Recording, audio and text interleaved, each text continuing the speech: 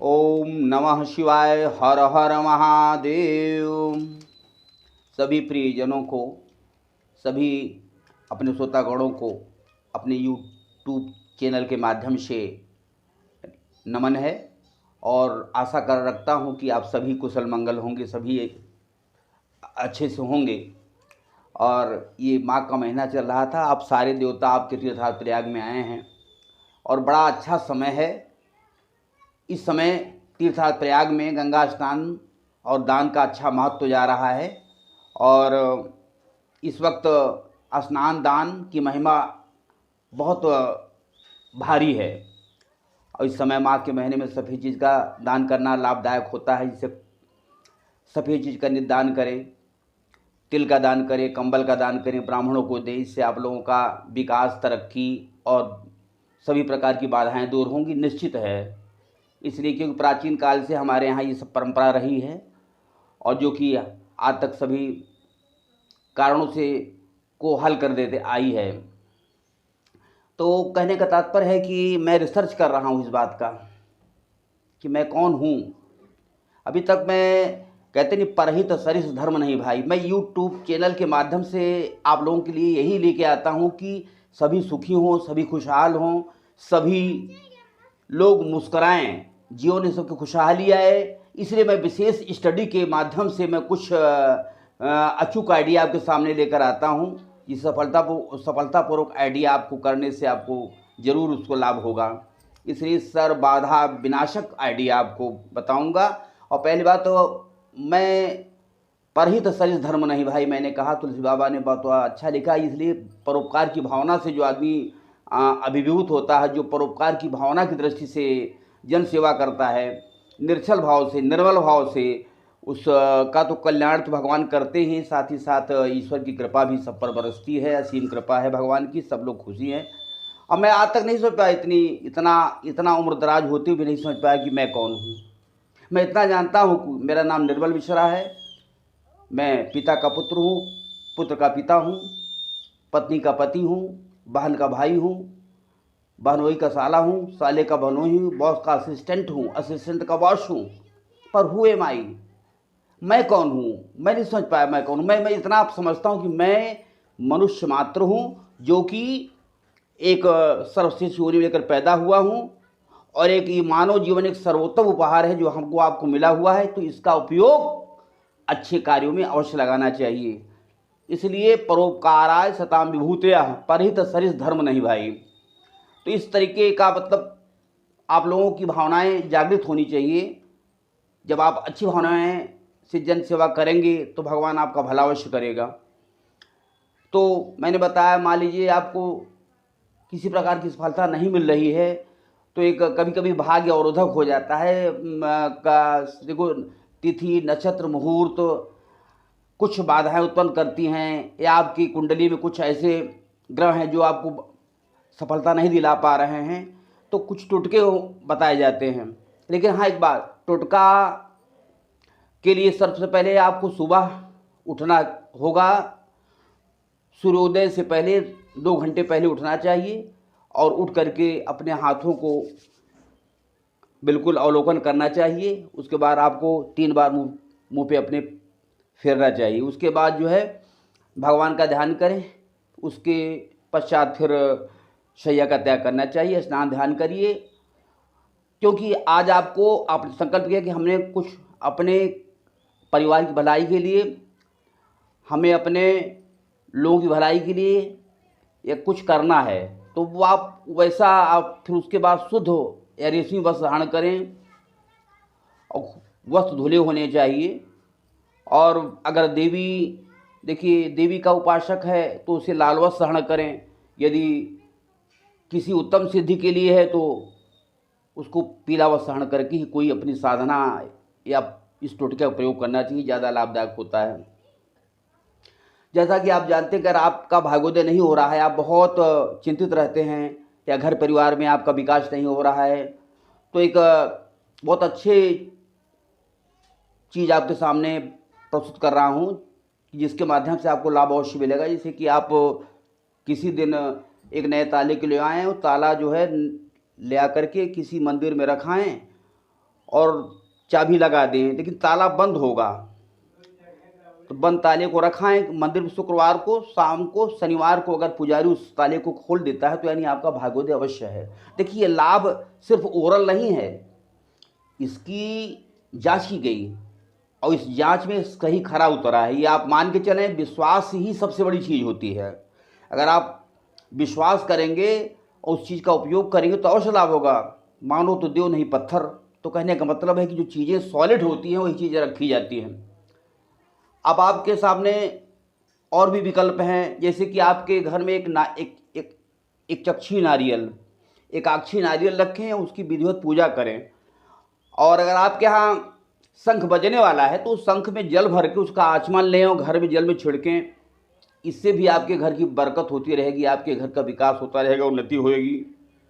यदि और एक बात समझ लें कि आप कहीं इंटरव्यू में जा रहे हैं, कहीं किसी अच्छे कार्यों में जा रहे हैं, तो उसके लिए क्या होता है कि सबसे पहले आप इंटरव्यू के लिए जा रहे हैं तो भगवान गणेश जी को का नाम लेते हुए एक लड्डू ग्रहण कर लीजिए और इसके बाद भगवान का नाम श्री गणेशाय नमः, ओम गंगणपतये नमः, ओम गंगणपतये नमः, ओम गंगणपतये नमः का जप करते हुए जाएं। भगवान अवश्य आपको सफलता दिलाएगा। इसके अलावा आपको यदि कोई हर काम सिस्टम से करेंगे तभी उसका लाभ होगा।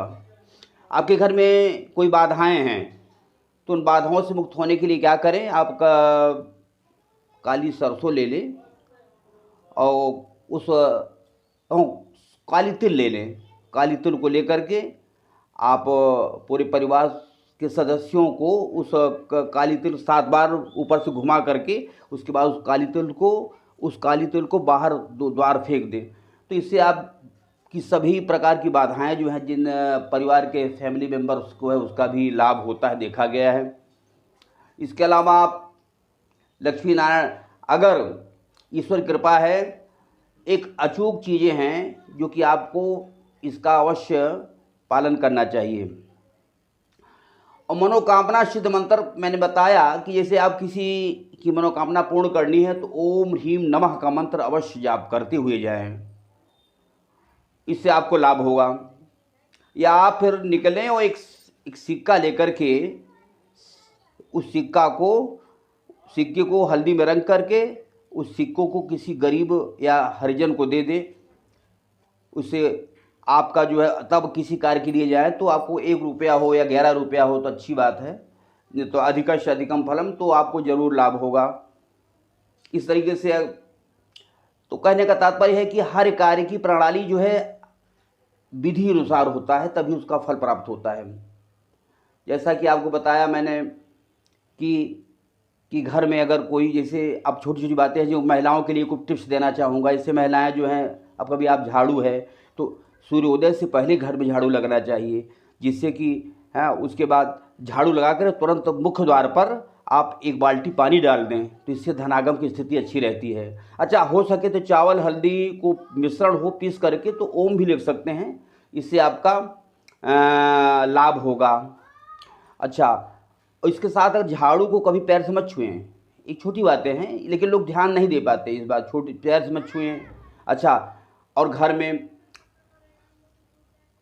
बर्तन अगर आपके चूल्हे में जूठा मत छोड़ दें। जैसे खाना बनाती हैं औरतें, बर्तन को चूल्हे में छोड़ देती हैं, चलो कल मांजेंगे, तो इस प्रकार से उससे मतलब कि कहने का मतलब कि ये अभिशाप है। और इसके अलावा बंद चीज़ों को, मतलब खुला नमक न छोड़ें। और अपने घर, हाँ, एक चीज़ इम्पोर्टेंट मैं आपको बताऊंगा कि आप अगर पोछा लगाते हैं घर में तो नमक का ज़रूर यूज करें। कभी न कभी आप नमक डाल के पोछा लगाओ, इससे नकारात्मक ऊर्जा दूर होती है।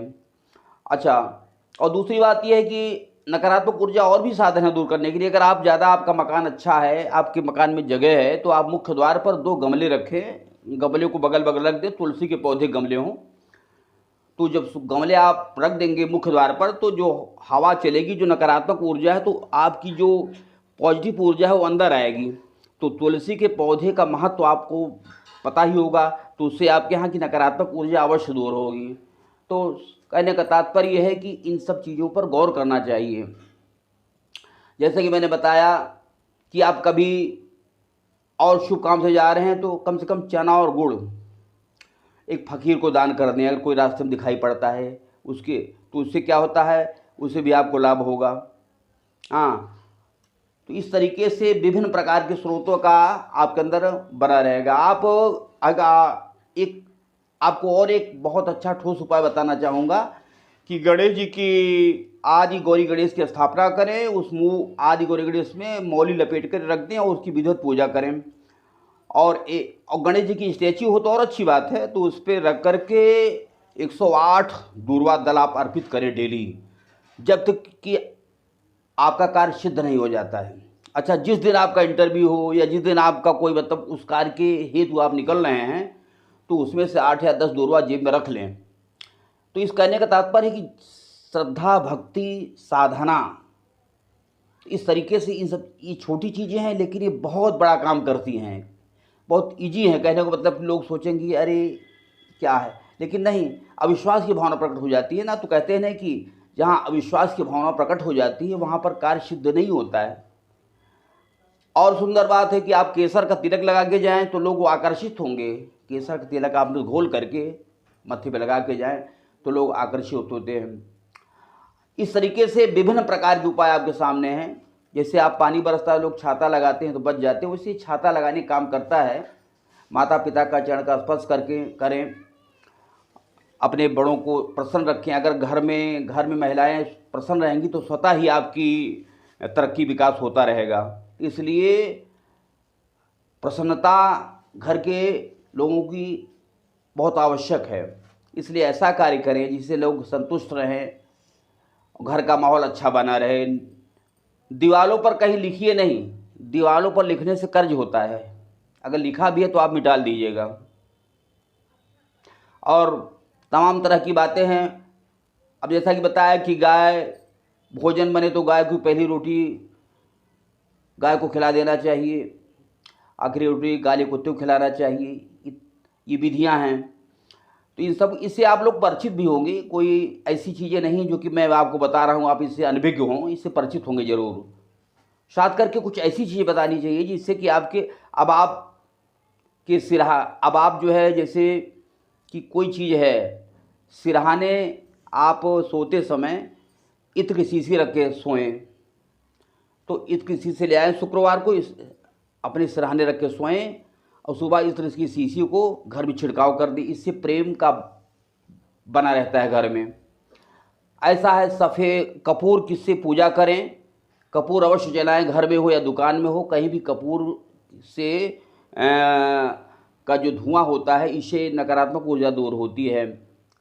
ये सब व्यापार वालों के लिए भी है, घर वालों के लिए भी है। साथ ही साथ में ये और भी तमाम प्रक्रियाएं हैं जो कि थोड़ा सा डिफ़िकल्ट हैं, तो इसलिए इस डिफ़िकल्ट पॉइंट को आप करने में आप थोड़ा सा अपने को समय न दे पाएंगे।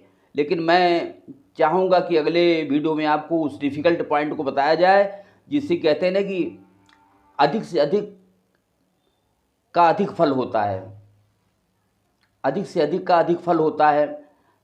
घर में आपके नकारात्मक ऊर्जा दूर हो, कार्य में सफलता प्राप्त हो, भगवान की असीम कृपा बनी रहे। तो इसी देखिए, घर के लिए ही आदमी सब कुछ करता है कि हाँ, शिक्षा, स्वास्थ्य, धनागम होता रहे, परिवार सुखी रहे, इन सभी के लिए आदमी सब कुछ करता है। और एक बात है, घर के मुखिया को अगर बाहर जाए तो कभी खाली हाथ नहीं आना चाहिए। अगर उसके पास धन नहीं है तो कम से कम एक आध लड्डू लेके चले आना चाहिए घर के लिए, हैं।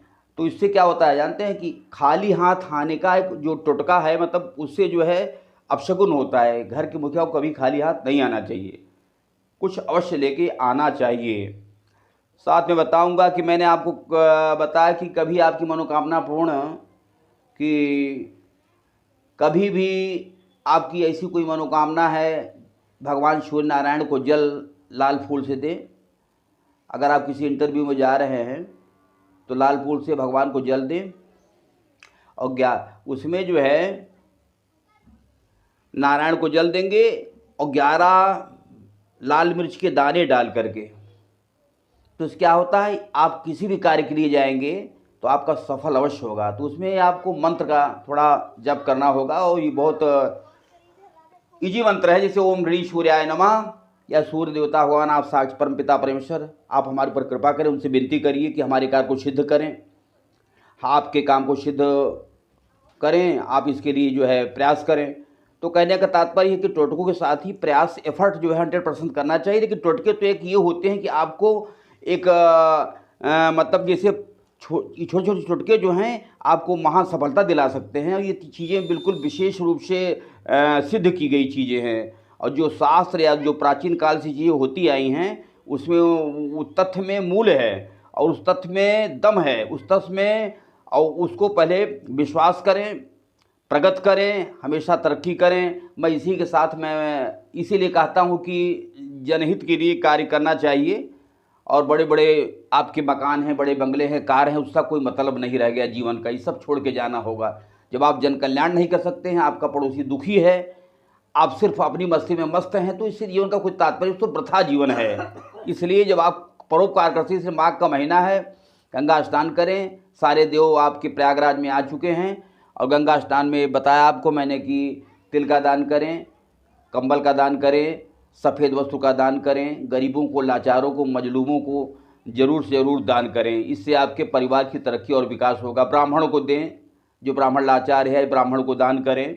तो इन सब चीज़ें, गंगा स्नान करें, और गंगा के इससे आपके कल्याण तो होता ही आया है। फिर गंगा या जले कीटाणु जानते, गंगा जल तो अमृत तुल्य है, जो कि आपको जानते हैं कि भगवान भोलेनाथ की जटा से प्रवाहित है, जिससे कि गोमुख से भगवान निकला, जो कि भगवान भोलेनाथ के जटा से प्रवाहित होता हुआ आया है, क्योंकि उन्होंने संभाला, क्योंकि उन्होंने संभाला, नहीं तो कहाँ संभलती।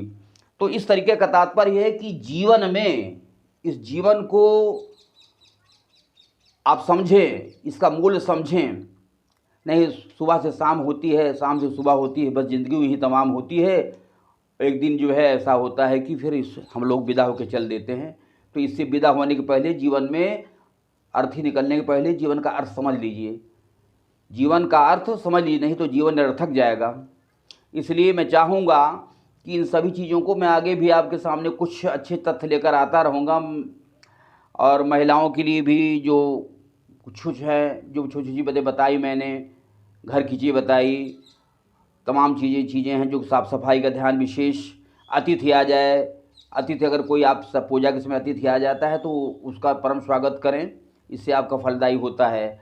और भी तमाम तरह की चीज़ें हैं, घर में देवी देवताओं की पूजा प्रतिष्ठा समय से करें, हाँ, और दूर्वा अर्पित करें भगवान गणेश जी को। और कहने का तात्पर्य है कि साफ़ सफाई, भगवान के बाद साफ़ सफाई का विशेष महत्व है, इसलिए साफ़ सफाई अवश्य रखना चाहिए। और घर में गंगा जल का छिड़काव करें, समय समय अमावस्या पूर्णमासी को घर का छिड़काव करें, हाँ, और हल्दी का छिड़काव करें। इन सभी बातों को विशेष, यानी छोटी चीज़ें हैं कहने को है, लेकिन इसमें बहुत फोर्स है। अब आप समझ लीजिए, इसमें बड़ा फोर्स है। इसको करने से आपकी नकारात्मक ऊर्जा तो दूर होएगी ही, और सारे काम भी सिद्ध होंगे। और खास करके ये सब चीज़ें जो हैं, अब माघ का महीना चल रहा है, ये पुण्य अवसर है। इस माघ के महीने में आपके बार बार से दूर दूर से लोग नहाने आते हैं श्रद्धा भाव से, और श्रद्धा ही से आते हैं। और श्रद्धा, अगर वो श्रद्धावश नाले से, अगर श्रद्धावश वो वहाँ भीड़ में न पहुँच सकें और कहीं किसी भी रूप में वो स्नान कर लें, मतलब कहने का तो उसका फल अवश्य मिलेगा। इसलिए गंगा तो दर्शनार्थ मुक्ति ही, और वहाँ पर बसने वाले गंगा की मुक्ति की कृपा विशेष बरसती है। इसलिए इस माघ के महीने का उपयोग करें, यथोचित दान करें, अच्छे कार्य करें, घर परिवार के लिए आप अपने सारे कार्य को संपन्न करें, जिससे कि आपका परिवार खुशहाल रहे, सभी ठीक रहें, सभी प्रसन्न रहें। क्योंकि आज ज़रूरत है कि घर घर में हर प्राणी दुखी है। तो ऐसा भी कहते हैं कि अभी समय आपका कोरोना का भी माहौल कुछ आप समझ रहे हैं फैला पिछले वर्ष की भांति, तो इसका भी एक निदान है कि देखिए आप सेवा में उसके तत्पर हो जाएं। जैसे कि अभी पिछले वर्ष हुआ था साबे, हमारे सभी फ्रंट लाइन के लोग या मेडिकल्स लोग या जितने भी कार्य करने वाले थे सब सजग थे, सभी ने अपने अपने कर्तव्य का निर्वहन किया है। तो कहते हैं ना कि न पद पड़ा न कद बड़ा, जो मुसीबत में खड़ा वही सबसे बड़ा। न पद बड़ा न कद बड़ा, जो मुसीबत में खड़ा वही सबसे बड़ा। इसलिए इन्हीं शब्दों के साथ वाणी का विराम देता हूँ। आप लोग खुश रहें, प्रसन्न रहें और आपकी अनवरत भगवान आप कृपा आपके ऊपर बरसती रहे। जय श्री राम।